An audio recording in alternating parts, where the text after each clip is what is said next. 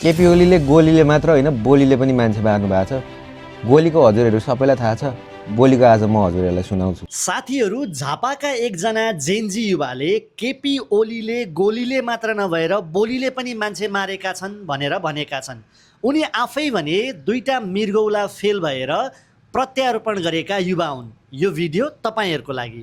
यसरी जे मन लाग्यो त्यही बोल्न पाइन्छ? कसरी भन्न सक्नुहुन्छ देशको प्रधानमन्त्री पटक पटक भइसकेको व्यक्तिलाई बोलीले मारे भनेर तपाईँ कसरी अभियोग लाउन सक्नुहुन्छ? सो म चाहिँ केपी ओलीलाई प्रधानमन्त्री भन्दा पनि दुईचोटि किडनी ट्रान्सप्लान्ट गरेको मान्छेको रूपमा हेर्छु त। प्रधानमन्त्रीको लागि त उहाँ एउटा फेलियरै हो, तर दुईचोटि ट्रान्सप्लान्ट गरेको मान्छे जोसँग त्यो इमोसन छ त्यसमा पनि उहाँ फेल हुनुभएको छ कि। सो म धेर टाढा पनि गइनँ। यो साउन्डमै उहाँले आफ्नो फेसबुक पोस्टमा, अफिसियल फेसबुक पोस्टमा एउटा पोस्ट गर्नुभएको छ। उहाँले के लेख्नु भएको छ भने किडनी ट्रान्सप्लान्ट गर्नलाई 8 लाख रुपियाँ सरकारले सहयोग गर्ने भनेर बक्कै त यस्तो नमस्कार गरेको फोटो मलाई त्यो अझै पनि याद छ क्या त। ओके, गरेको फोटो छ क्या उहाँको। 2.1 2.2 के सेयर्सै मात्र छ त्यसमा। उहाँले त्यसबाट एकदमै चर्चा पाउनु भएको छ, मार्केटिङ गर्नु भएको छ। मैले पनि त्यो पोस्ट कतैबाट पाएँ क्या दाइ। सो म स्वास्थ्य मन्त्रालय नि गएँ, स्वास्थ्य बिमा बोर्ड नि गएँ।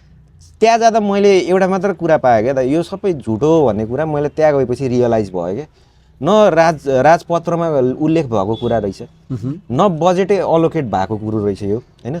उहाँले भनौँ न आफ्नो, म यो त्यो स्टन्टलाई चाहिँ चिप मार्केटिङ भन्छु क्या दाइ। मैले फर्स्टदेखि नै चिप मार्केटिङै भनेर लेखेको छ।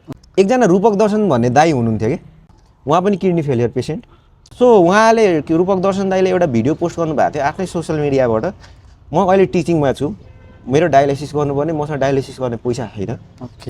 नमस्ते सबै दाजुभाइ दिदी बहिनी बा र आमाहरूमा।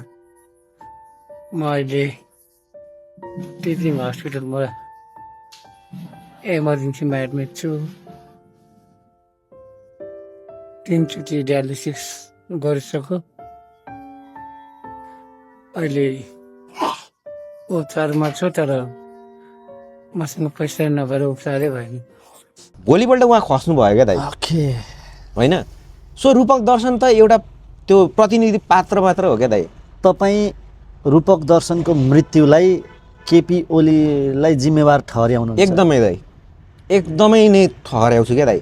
किनभने हाम्रो जस्तै मेरो बुवा मेरो घरको गार्जियन हो क्या, होइन। उहाँले केही आश्वासन दिइराख्दाखेरि भोलिको दिनमा त्यो भएन भने मेरो बुवा जवाफदेही हुनुपर्छ क्या दाइ। यहाँ त मान्छेको लाइफ एन्ड डेथको कुरा हो नि त।